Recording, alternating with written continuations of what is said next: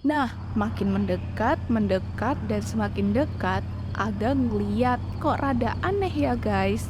Aga ngeliat laki-laki di rombongan itu semuanya mukanya rata. Gak ada mata, gak ada hidung, gak ada mulut. Bener-bener rata semua mukanya.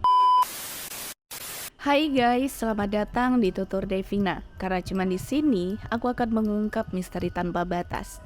Buat teman-teman yang belum subscribe, silahkan klik tombol subscribe-nya terlebih dahulu ya.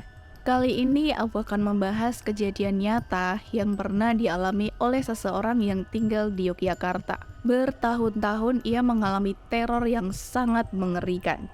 Dan di mana sajakah teror ini? Bagaimanakah ceritanya?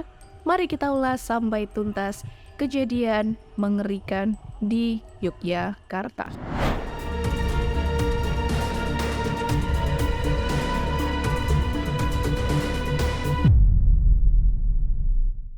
Siapa di sini yang pernah ke Jogja atau malah pengen liburan ke Jogja atau pengen kuliah di Jogja?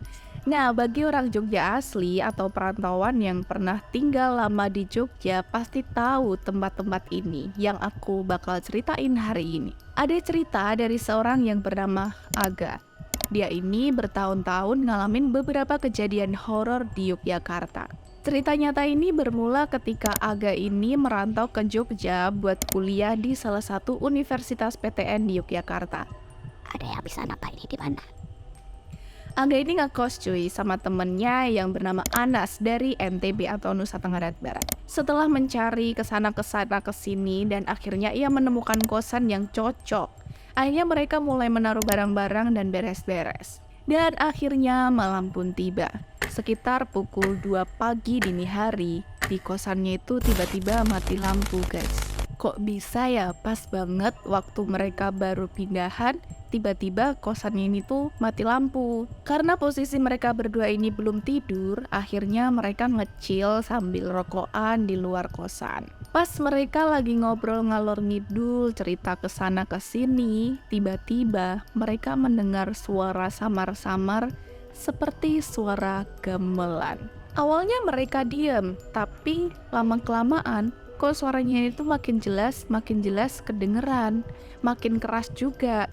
Suaranya ini tuh hampir mirip sama gamelan yang ada di Jatilan guys. Soalnya suara kendangnya ini tuh sangat keras dan bersemangat gitu.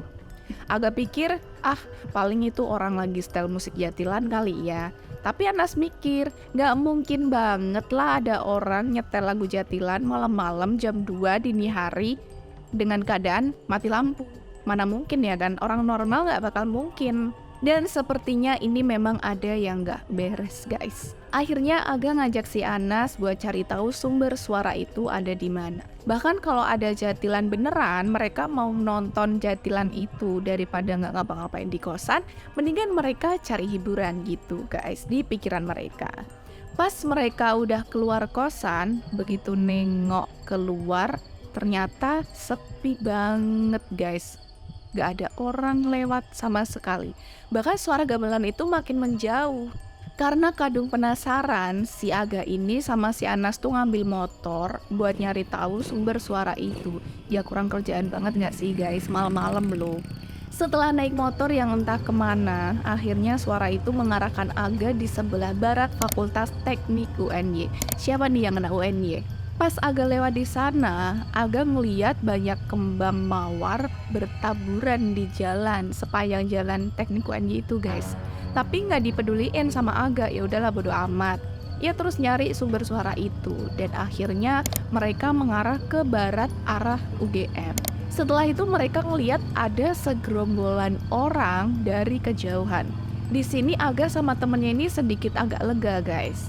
Kalau dilihat-lihat dari kejauhan sih, rombongan itu ada laki-laki sama perempuan. Dan semua orang di rombongan itu tuh pakai baju adat tradisional Jawa.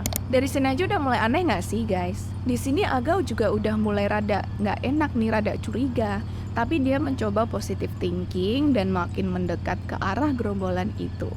Nah, makin mendekat dan semakin dekat, Aga ngeliat kok rada aneh ya guys. Aga ngeliat laki-laki di rombongan itu semuanya mukanya rata.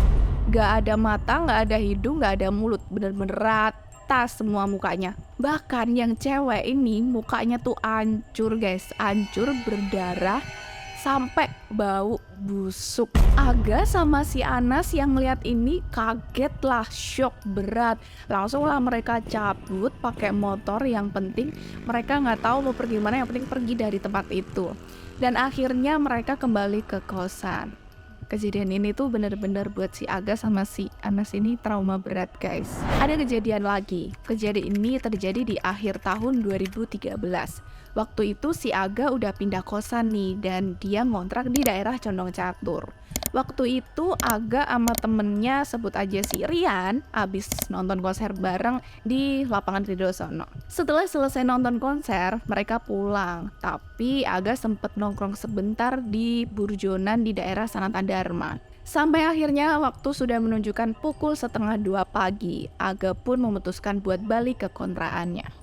Awalnya perjalanan mereka biasa aja guys, cuman ada 1-2 kendaraan yang lewat. Padahal biasanya kalau jam segitu tuh Jogja masih ya sedikit rame, cuman gak rame-rame banget. Jadi posisi Aga tuh yang depan bawa motor dan si Rian ini di belakang. Pas lewat jalan Gejayan, tiba-tiba si Rian ini nyeletuk, mandek cuk. Kayak ngarep ono opo putih-putih ngadeg neng tengah dalan. Aga sontak lah ngerem motornya. Ternyata itu adalah pocong guys. Jarak Aga sama sosok putih itu tuh sekitar 20 meteran lah. Jelas banget Aga itu melihat bungkusan putih berdiri di tengah jalan. Gak tahu dia tuh lagi ngapain, gak ngerti. Yang terlintas di otak Aga tuh malah tancap gas, ngegas kenceng banget pakai motornya. Dia pikir dia pengen nabrak si pocongnya ini. Tapi semakin dekat, pas mau nabrak si pocong ini, Aga ini gak peduli. Dan ketika jaraknya tinggal 1 meter, pocong itu langsung terbang, naik, dan menyisakan bau yang sangat busuk banget guys. Baunya tuh bener-bener gak enak. Aga sama temennya akhirnya merinding habis-habisan, deg-degan, keringetan dingin. Ya gimana nggak dingin ya kan, lihat pocong cuy di depan mata. Bahkan saking gemeter takutnya si Aga sama temennya ini, pas lewat lampu merah Gejayan, perempatan Gejayan, Aga tuh sampai nerobos lampu merah, nggak peduli apapun itu, yang penting dia bisa selamat, dia bisa sampai ke kontrakan dengan selamat. Tapi jujur guys, kejadian itu bikin Aga trauma lagi buat lewat jalan Gejayan. Pengalaman si Aga ini tuh kayaknya gak habis-habis guys. Ada kejadian lagi nih tahun 2013. Aga punya temen nih, temennya ini ngontrak di daerah Jalan Kaliurang. Kalian tahu Jalan Kaliurang di mana? Soalnya temennya ini tuh kuliah di UII guys, dan kebetulan juga kontrakannya sama kampusnya ini tuh deketan. Pas lagi kumpul-kumpul sama teman-teman nih ya, Aga ini diceritain kalau kontrakannya itu tuh banyak penunggunya. Wah, Aga makin penasaran nih sama kontrakannya ini tuh beneran angker apa enggak, apa cuman hoax doang. Soalnya temennya Aga yang satu ini tuh memang suka ngibulin guys, kadang suka bohong. Setelah itu Aga memutuskan buat ke kontrakan temennya itu. Kontrakannya itu tuh rumah model Jawa lawas gitulah. Mungkin bangunannya itu sekitar tahun 1950-an lah, pokoknya udah lama banget kalau menurut gaya arsitekturnya lo ya. Temen Aga ngontrak itu rumah bertiga guys, padahal ada 4 kamar di sana. Dan konon katanya temen Aga ini dulunya tuh berempat, tapi temen yang satunya ini gak jadi ngontrak karena gak betah digangguin sama penunggunya yang ada di kamar yang keempat ini. Nah, malam itu Aga nekat buat numpang tidur di sana. Dan untungnya Aga tuh kenal sama semua teman-teman yang ada di kontrakan itu. Biasalah ya cowok, Aga sama teman-temannya ini ngopi, ngerokok sambil main gitar di luar kontrakan mereka. Karena udah mulai malam dan banyak nyamuk juga, akhirnya mereka masuk ke kamar masing-masing. Dan kebetulan temennya Aga yang satu ini lagi ada acara himpunan mahasiswa di Kulon Progo guys. Jadi Aga cuman bertiga di rumah itu. Aga duduk sendiri sambil mainan laptop. Dan sepertinya teman yang lain udah pada tidur. Soalnya lampu di rumah itu tuh udah dimatiin guys. Tapi tiba-tiba di keheningan malam itu ada suara gluduk-gluduk dari arah dapur. Karena Aga sangka itu suara tikus, ya udahlah didiemin. Tapi tiba-tiba Aga ngecium bau melati yang sangat menyengat banget. Bahkan pas dia ngecium bau melati itu tuh, suara berisik itu tuh gak hilang guys, bener-bener masih ada, masih kedengeran. Aga kerasa nih, ini ada yang nggak beres nih, bahkan sampai bulu kuduknya Aga ini tuh mulai berdiri, mulai merinding. Ia pun akhirnya memberanikan diri keluar dan mencari tahu sumber suara itu tuh ada apa. Aga keluarlah jalan ke arah dapur dan ngintip. Ia ngeliat ada sosok dua anak kecil lagi main air di wastafel. Kepalanya pelontos, matanya merah, dan mereka berdua punya semacam tanduk. Aga yang melihatnya itu sontak langsung balik kanan ke ruang tamu sambil berhati-hati biar mereka ini tuh nggak ngelihat keberadaannya si Aga ini. Aga langsung bangunin temennya yang ada di kamar sebelah dapur. Pas dibangunin, manggil-manggil namanya buat dibangunin nih, ternyata temen Aga ini udah beda guys. Dia kerasukan cuy, terus bilang, "Minggat kowe ojo manggon neng kene we." Nah kayak gitu dengan nada yang sangat mengerikan dan nada yang sangat tinggi. Dan seketika situasi berubah menjadi mencengkam. Aga bangunin temennya yang lain, yang satunya lagi, dan ngasih tahu kalau si ini tuh kesurupan. Mereka berdua nggak tahu mau ngapain lagi guys. Mereka memberanikan diri dan mendekati temennya yang lagi kesurupan dan mencoba membacakan ayat-ayat dan doa-doa yang mereka bisa gitu kan. Soalnya si Aga sendiri tuh memang nggak punya kemampuan buat membersihkan temennya yang kesurupan ini gitu. Dan akhirnya si Aga ini memberanikan diri buat mukul-mukul mukanya si temennya ini sambil bilang sadar gitu. Akhirnya tak lama untung aja si temennya ini langsung sadar. Entah karena demitnya kesakitan karena dipukul sama Aga atau apa, tapi alhamdulillah bisa sadar lagi guys. Setelah rentetan tragedi yang di luar Naila itu, di luar Fikri, pokoknya itulah, ada tragedi lagi yes yang dialami oleh si Aga ini. Ceritanya waktu itu Aga dari arah Monjali mau ke Jalan Kabupaten via Ring Road Utara. Malam itu udah mau tengah malam juga guys dan rada sedikit gerimis. Tiba-tiba Aga baru sadar nih kalau dompet sama HP-nya ini tuh ketinggalan. Akhirnya Aga ini putar balik, tapi udah terlanjur melewati perempatan flyover Jombor. Akhirnya Aga nemuin jembatan yang kalau kita lewat bawah jembatan itu bisa putar balik ke arah Monjali. Lewatlah Aga di jembatan itu. Kondisinya waktu itu memang cukup gelap guys, cuman ada satu lampu dan dari atas jembatan itu juga kedengeran suara air kalinya. Pas lewat jembatan, tiba-tiba ia ngeliat ada sosok perempuan pakai baju merah panjang dan rambutnya panjang.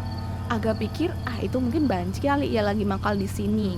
Secara daerah situ tuh memang banyak banci guys. Aga udah shock nih kalau ketemu banci, males banget dia kalau ketemu banci. Setelah Aga ngelewatin tuh cewek, ternyata cewek tuh manggil Aga bingung lah, kok dia tahu nama aku ya? Aga langsung ngerem lah motornya. Tiba-tiba badan Aga ini tuh langsung nge-freeze, gak bisa bergerak. Motornya mendadak mogok, macet gak bisa nyala. Aga ngeliat dengan jelas itu cewek mukanya meleleh. Kulitnya mulai copot dari mukanya guys. Cuma nyisain daging sama bola matanya yang merah penuh darah. Aga nyoba teriak tapi gak bisa keluar suara soalnya badannya itu udah terlanjur nge-freeze, terlanjur gitu. Nah untungnya aja saat itu ada orang lewat di jembatan itu naik motor. Orang itu ngeliat kalau Aga ini diem di atas motor. Terus ditanyain lah, "Kenapa mas?" Tanya dia. "Gak apa-apa pak," jawab si Aga. Dan si mas naik motornya ini tuh bilang sama si Aga, "Makanya istighfar mas dan ngucapin salam kalau lewat sini. Udah sana pulang terus habis itu wudu biar hatinya lebih tenang." Akhirnya Aga pulang dan gak jadi pergi ke Jalan Kabupaten. Apakah kejadian itu udah selesai guys? Oh belum, ada lagi guys. Ada kejadian lagi waktu itu sekitar tahun 2013. Aga ini masih di Jogja guys, dan dia nyambi jadi guide. Waktu itu tujuan wisata Aga ini tuh di daerah Wonosari dan target wisatawannya itu adalah bule. Kebetulan waktu itu ia dapat wisatawan dan mau ke pantai Wudiombo. Tahun 2013 tuh pantai ini masih sangat sepi guys, belum terkenal, belum banyak orang yang pergi ke sana dan masih sepi, benar-benar masih sepi. Waktu itu mereka berempat, ada Aga yang jadi tour guide-nya, ada bule asal dari Belgia namanya Patrick, Mike sama Josh. Mereka OTW dari Jogja ke Gunung Kidul siang-siang guys naik mobil. Nah perjalanan OTW mereka awalnya biasa aja, nggak ada halangan apapun sama sekali. Tak lama akhirnya mereka sampai di pantai. Pantainya ini memang epic guys, bagus, masih sepi, wah pokoknya bagus banget. Buat kalian harus ke sana sih. Setelah itu mereka jalan ke pantai dan main-main, foto-foto di sana sambil nungguin sunset. Soalnya kata si bule ini sunset di Indonesia tuh memang paling bagus, memang paling top, memang paling. Setelah menikmati sunset sampai kedengaran azan maghrib berkumandang, Aga dan ketiga tamunya ini memutuskan buat balik lagi ke Jogja. Mereka pulang dalam keadaan yang udah malam guys ya, sekitar jam 7-an malam lah. Di tengah perjalanan, Aga melewati perbukitan Batu Kapur yang jalannya ini tuh berkelok-kelok dan lumayan panjang. Orang Gunung Kidul pasti tahu ini di daerah mana. Pas lewat jalan sini tuh emang rada sepi guys, nggak ada motor yang lewat atau mobil yang lewat, bahkan perkampungan tuh juga belum kelihatan. Dan posisi duduk mobilnya itu agak nyetir, di sampingnya ada Mike, di belakang agak ada Patrick, di sampingnya Patrick ada Josh. Tiba-tiba di tengah perjalanan si Patrick yang kebetulan lagi nyender di kaca mobil sambil melihat luar, dia bilang, "Look, there's a fire ball flying." Aga yang nyetir langsung nengok ke arah perbukitan ke kanan Aga dong. Dan bener aja ada bola api sebesar bola sepak bola terbang di langit, seakan-akan dia lagi ngejar mereka berempat. Sontaklah Aga yang lumayan udah lama di Jogja keringet dingin, gimana nggak jantungan guys, dia lagi bawa turis loh buat liburan, kok malah dapet kejadian kayak gini. Di dalam hati Aga ini langsung baca ayat kursi, langsung doa apa aja yang penting sosok ini tuh langsung pergi. Sambil tancap gas mobilnya, si Aga ini bilang, "That is a local ghost, welcome to Indonesia guys." Welcome to Indonesia guys. Setelah disambut sama bola api itu yang ngejar mereka, akhirnya tak lama bola api itu tuh perlahan mulai menjauh dan menghilang. Setelah itu akhirnya mereka menemukan perkampungan dan jalan juga udah mulai ramai guys.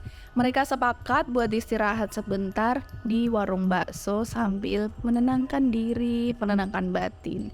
Ternyata bule juga doyan bakso guys. Nah si Josh ini tadi pas ngeliat bola api itu ternyata dia ngefoto guys, ngefoto lokal ghost. Dia ngefoto pakai kameranya. Dan dia juga ngasih tahu ke Aga kalau tadi dia juga sempat ngefoto. Setelah beberapa kali itu foto di zoom, kamera itu tiba-tiba panas dan akhirnya meledak guys. Bener-bener kameranya tuh meledak, kameranya duar gitu, meledak. Di luar naila gak sih? Di luar akal manusia gak sih kalau kayak gitu? Gimana guys kejadian dari Aga ini? Apakah kalian tertarik untuk berkunjung ke Jogja? Atau malah kalian pernah mengalami sesuatu hal mistis, sesuatu hal horor yang pernah kejadian di Yogyakarta? Yuk tulis di kolom komentar.